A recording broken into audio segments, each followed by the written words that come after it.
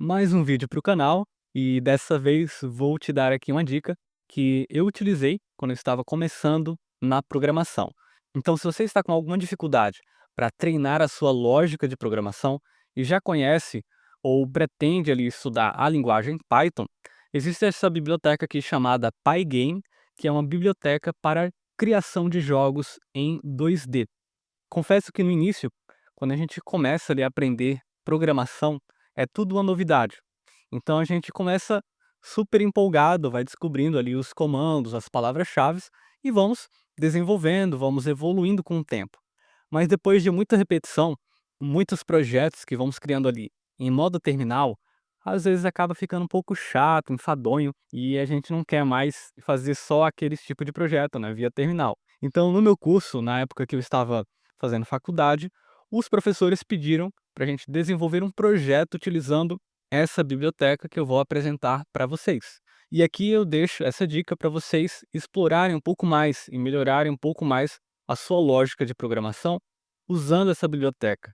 Porque aqui você vai ter mais ideias, você pode ter ali um pouco mais de instigação a continuar a treinar a sua lógica de programação, já que se trata de uma biblioteca que vai fornecer recursos para desenvolver um game, beleza? Então, que fique claro, o objetivo aqui não é o desenvolvimento de um game profissional, e sim utilizar a biblioteca Pygame para você fortalecer a sua lógica de programação. Aqui a gente consegue exibir as imagens, criar a rotina de lógica ali do nosso game, e a gente consegue ver em tempo real, dando comandos com o mouse, com o teclado e vendo as coisas funcionarem, né? Então, foi algo que eu quis fazer e serviu muito bem para melhorar a minha lógica de programação. Então, como vocês podem ver aqui em cima, existem já alguns recursos que ela provê, beleza? Então, por exemplo, manipulação de inputs, seja com o mouse, com o teclado, com joysticks ou qualquer outro tipo de sensor, desde que você consiga emitir algum sinal de entrada ali para dentro do PC. Também existem outros recursos para você manipular, por exemplo, imagens, manipular arquivos de áudio para fazer a trilha, os efeitos sonoros e tudo mais. Beleza? Controlar também o FPS. Antes de a gente colocar a mão na massa, eu quero te apresentar como o desenvolvimento aqui no digital funciona, beleza? Então, eu quero que você se recorde ali da matemática quando você estava estudando aquele plano cartesiano, que tem os eixos x e y, né? Geralmente o professor desenhava lá no quadro, recortava ali nos 4 quadrantes, né. E aqui a diferença que eu quero mostrar para vocês é em relação a um eixo. Então, quando se trata aqui do digital, inclusive temos aqui de exemplo essa suposta tela de 800 por 600 pixels, e aqui eu fiz esse eixo horizontal representado aqui como eixo X, que está em vermelho, e esse eixo Y, que é o vertical. E o que acontece aqui? Lá no plano cartesiano, os valores positivos estão mais à direita no caso do eixo X, e os negativos mais à esquerda, beleza? Porém, lá no plano cartesiano, o Y, se você se recorda, a partir da origem, os números eles crescem em direção à parte superior, e eles são negativos indo para a parte inferior. Aqui no digital, apenas o eixo Y ele sofre uma inversão. Então, a origem ele vai estar no canto superior esquerdo da tela, beleza? Então está aqui anotado a origem 00, e quanto mais para baixo da origem, mais o y ele aumenta, beleza? Então é basicamente essa a diferença do plano cartesiano lá que a gente aprende da escola. Então a origem aqui ela fica no canto superior esquerdo e o y ele cresce para baixo, perfeito? Lembre-se disso porque isso vai ser importante na hora que a gente for desenvolver. E aqui eu coloquei também como exemplo este quadrado, que tem aqui a sua posição centralizada na tela, só que perceba que eu coloquei um marcador aqui só para simbolizar como sendo aqui o pivô deste quadrado. Então o pivô, quando você for importar as imagens para dentro da janela do Pygame, esse pivô ele sempre vai ser o canto superior esquerdo também da imagem, beleza? Então, se eu quero posicionar o elemento no centro da tela, como neste caso aqui, então o centro está aqui em x sendo 400 e y sendo 300, já que se trata de uma janela 800 por 600. Porém, o pivô dessa imagem ela fica no canto superior esquerdo. Então a nossa imagem aqui, ela está centralizada, como definimos, beleza? Caso você queira centralizar dessa forma aqui, aí você vai precisar fazer um ajuste, né, trazendo então um pivô para o centro da imagem. Bem, entendido isso, agora vamos para outra parte importante aqui, que diz respeito ao loop principal da nossa aplicação, que é o nosso game. Então, para um jogo rodar, perceba que ele sempre está em um loop constante ali, fazendo as renderizações, fazendo a lógica, beleza? Então, o loop principal do jogo, ele é fundamental para as coisas funcionarem. E aqui ele tem alguns processamentos, por exemplo, os inputs, que são as entradas de dados, através do teclado, ou do mouse, ou de algum joystick, por exemplo. Então, coletada essas informações de entrada, vamos supor que eu tecle a seta para cima, eu quero que o meu personagem se mova para cima. Então a gente vai ter um outro processamento dentro aqui da lógica, que vai estar também dentro ali do loop, fazendo esse processamento para o personagem fazer ali a translação para a direção que eu queira. E por fim, depois de calculado isso, a gente vem para o outro processamento, que é o processamento de render, onde as coisas, as imagens vão ser renderizadas na tela em uma nova posição. Como se trata de um loop, esse processamento se repete até que o jogo termine ou até que eu feche a janela. Perfeito? Então, esclarecido aqui esses dois conceitos, tanto o loop principal do jogo, quanto a questão da origem e da posição das imagens em uma tela digital, vamos então colocar a mão na massa. Bem, estou aqui com o VS Code aberto, perceba que o projeto está limpo, e a primeira coisa que eu vou fazer é criar um arquivo chamado main.py, que vai ser o nosso arquivo principal, onde vai conter então o nosso game, beleza? Bem, antes de continuar, eu vou criar aqui um ambiente virtual para a gente baixar ali, por exemplo, a biblioteca Pygame localmente. Então eu vou utilizar o Python "-n", já que se trata de um módulo, que é o nome do módulo de ambiente virtual, e aqui eu vou dar o mesmo nome, venv, para criar ali o nosso ambiente local, virtual, e instalar em seguida o Pygame. Bem, feito isso, olha só, temos agora um diretório chamado venv no nosso projeto, junto com o arquivo main.py. Então, voltando aqui para o terminal, o que eu vou fazer? Eu vou acessar aqui a pasta venv, o diretório scripts e o activate. Dando enter, perceba que entramos no ambiente virtual que faz respeito aqui a esse diretório. E como você sabe que você acessou esse ambiente? É só olhar aqui no terminal, olha só. Saímos aqui dessa linha padrão e temos aqui um prefixo, venv, que inclusive está destacado aqui com a cor verde. Então já estamos aqui dentro do ambiente virtual. Feito isso, a gente pode dar um pip install pygame para instalar a biblioteca que vamos estar utilizando aqui neste projeto. Bem, biblioteca instalada, então o que vamos precisar fazer? Importar a biblioteca Pygame. Feita a importação, vamos precisar inicializar a biblioteca. E para isso a gente utiliza o comando pygame.init. Esse método vai startar a nossa biblioteca. Em seguida, vamos precisar definir algumas variáveis. A primeira delas é a variável que vai armazenar uma referência para a nossa janela. Então, eu vou chamar aqui de screen, e dentro da biblioteca Pygame, a gente pode chamar display.setMode, e como argumento passar uma tupla, definindo então a resolução da nossa janela. No nosso caso, vamos utilizar aqui a resolução 800 por 600, ou teclar Enter, e definir uma outra variável. A próxima variável vai se chamar clock, e ela vai ser responsável por definir o FPS do nosso game. E por que isso? Se a gente não armazenar e definir um FPS para o nosso game, se você for rodar em diversas máquinas diferentes, o jogo vai ser executado mais rápido ou mais lento de acordo com o processador da máquina. A gente não quer isso, a gente quer que em todas as máquinas o nosso game seja rodado na mesma velocidade, certo? Para manter a constância.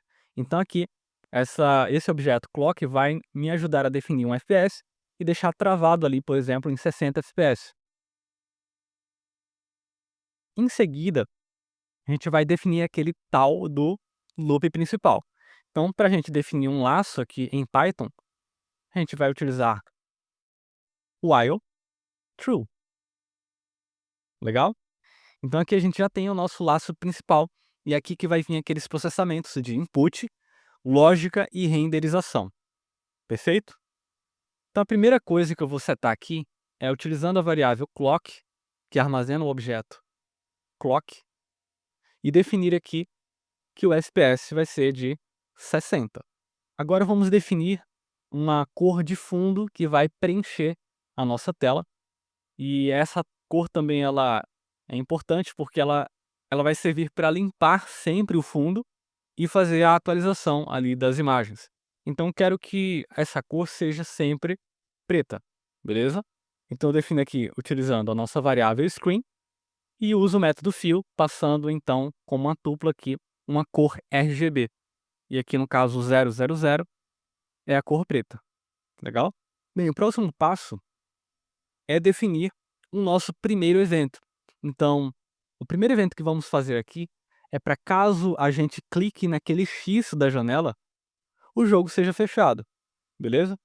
Então aqui vamos utilizar uma estrutura for event in pygame.event.get. Esse método ele retorna uma lista de todos os eventos que são mapeados aqui pela biblioteca. E dentro do escopo do for, a gente vai checar se o tipo desse evento, então event type, é igual a pygame. Dentro da biblioteca Pygame, ela dispõe também de constantes. E aqui a constante que eu quero é saber sobre o evento kit, que é justamente o evento quando eu clico no X da janela para fechar a aplicação que está sendo executada. Aqui dentro eu posso utilizar pygame.kit, que é uma função para finalizar então a nossa aplicação, beleza? Perfeito. Se a gente salvar até aqui e executar o nosso programa, vou limpar aqui o terminal e executar com o comando Python, chamando aqui o arquivo main, vou teclar Enter. Perceba que uma janela foi aberta, olha só. Inclusive está com o fundo preto, que foi o que definimos aqui. E se eu clicar no X, a aplicação é fechada. Perfeito. Agora vamos continuar, porque tem uma forma de a gente mexer com as primitivas dentro da biblioteca. Se você checar aqui na documentação do Pygame, existe aqui ó, na terceira opção Draw. E aqui em Draw, existem algumas primitivas que a gente pode estar utilizando para desenhar. Por exemplo, a gente pode desenhar retângulos, polígonos, círculos, elipses e por aí vai. Então lá embaixo existe até uma folha de exemplo com algumas primitivas, olha só. Então tem aqui algumas linhas, retângulos, triângulos, inclusive com cores, né? O círculo preenchido ou só o frame dele. E aqui tem alguns, justamente esse daqui é o exemplo dessa imagem aqui em cima, tá? Então você pode parar e dar uma olhada aí para entender como funciona a declaração aqui dessas primitivas.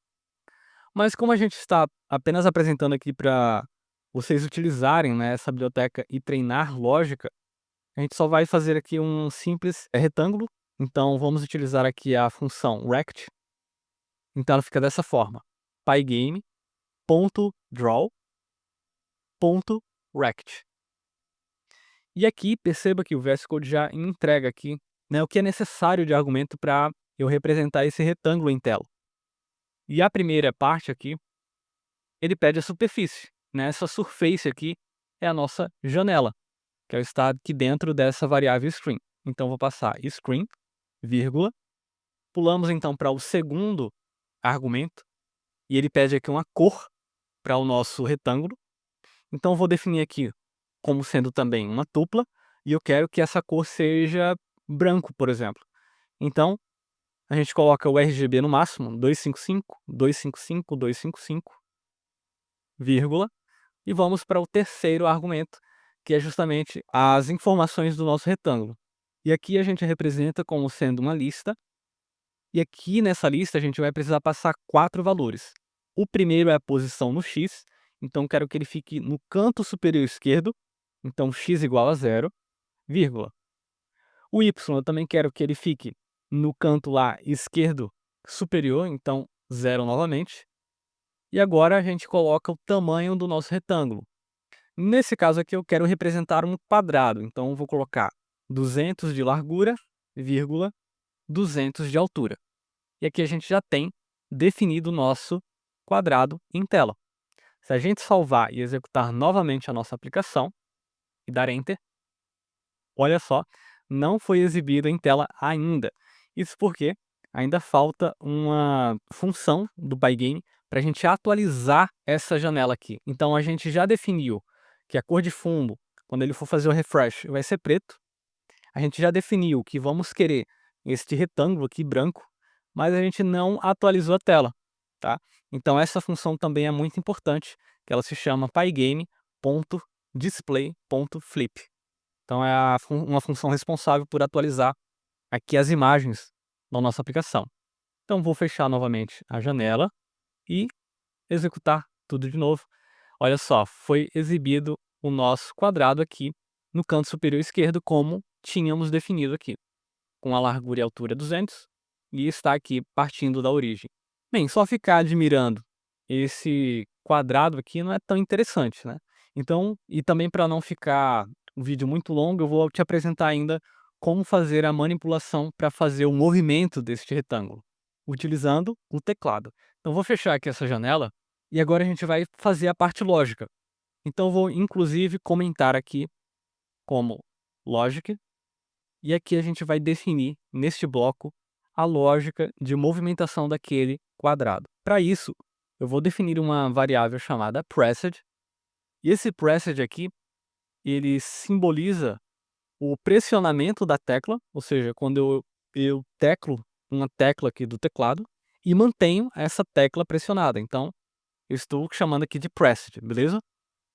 E aí, utilizando a biblioteca Pygame, a gente pode chamar key.getPressed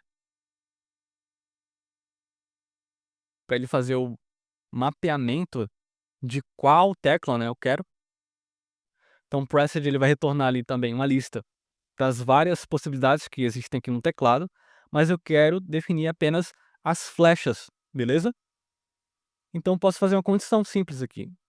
If pressed na chave pygame ponto. Aí lembrando que o Pygame tem aquelas constantes, certo? Já utilizamos uma delas, que foi o kit, para checar o clique lá no X da aplicação, mas agora a gente quer checar uma tecla sendo pressionada. Então a gente pode utilizar a constante k underline right. E aqui a gente checa se a flecha para a direita foi teclada. E o que eu quero fazer caso a flecha direita seja pressionada? Eu quero mover aquele quadrado. Tudo certo até aqui? Só que eu não tenho como representar ainda de forma dinâmica a posição daquele quadrado, porque ela está aqui em hard-coded nessa linha. Então o que eu vou fazer? Para não deixar um pouco mais complexo para quem está iniciando, o ideal seria a gente criar uma classe para representar o nosso player. Mas eu vou definir aqui, inclusive vou comentar player, e definir as configurações nesse bloco aqui abaixo do comentário, beleza? Então o nosso player ele vai ter uma posição X, que ele inicia como sendo 0, e uma posição Y, que também inicia como sendo 0. E para criar mais algumas características aqui para o nosso player, ele tem uma largura, então vou chamar de width, e eu vou diminuir, aqui ele ficou muito grande, né, 200 por 200. Vamos então fazer um quadrado 100%. Vamos definir também a variável height, que representa a altura no nosso quadrado, vai ser 100 também. E aqui agora a gente pode substituir esses valores. Então, posição x, posição y, a largura a gente pega lá da variável e a altura da mesma forma.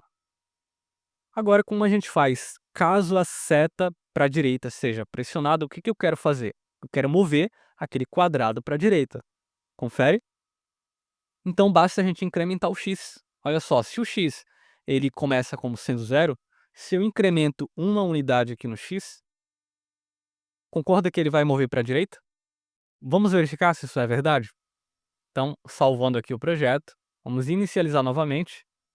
Perfeito, agora estamos aqui com o nosso novo quadrado atualizado, está com um tamanho menor, agora é 100%, e eu vou segurar a tecla para a direita, vamos ver se funciona. Então, 1, 2, 3 e, olha só, soltei, ele para, seguro, e o nosso player ali começa a se mover para a direita, olha só que bacana. Então, mexer com essa biblioteca, cara, pode te instigar a continuar ali treinando sua lógica de programação. Então vamos definir aqui para as outras movimentações. Bem, se eu tenho essa estrutura e funciona ali para mover o nosso personagem para a direita, eu vou simplesmente replicar por mais 3 vezes e definir as outras constantes. Então temos aqui o left, que é para a esquerda, o k up, que é para cima, e o k down, que é para baixo, beleza? Agora a gente só vai ajustar aqui as nossas variáveis. Se ao incrementar o x, eu movo o personagem para a direita, ao decrementar, eu movo para a esquerda, então basta substituir aqui o sinal de mais por menos, e aqui a gente já configura o movimento para a esquerda. Para configurar o movimento para cima e para baixo, perceba que a gente tem que mudar a nossa variável, né? Já que vamos agora manipular o eixo y, que é o eixo vertical. Então, o y, ele decrementa quando for para cima. Lembra que aqui o eixo y ele é invertido, ele cresce para baixo e diminui para cima. E aqui no K-down já está correto, só basta trocar o x pelo y e temos então a nossa lógica de movimentação do nosso player. Vamos iniciar e checar se tudo está funcionando novamente. Então, segurando para a direita está ok, soltei. Segurando a flecha para baixo está ok, soltei. Agora para a esquerda, beleza. E agora para cima, perfeito. Então o nosso personagem ele já se move nas 4 direções. Olha só que legal. Bem, vou fechar e fazer um último ajuste aqui. Então perceba que temos uma duplicação, né? Temos aqui o número 1 duplicado 4 vezes. Inclusive é um número mágico. Então, como a gente já tem um bloco que define a configuração do nosso player, que tal a gente também fazer esse alinhamento aqui? E o que que significa, né, esse número 1?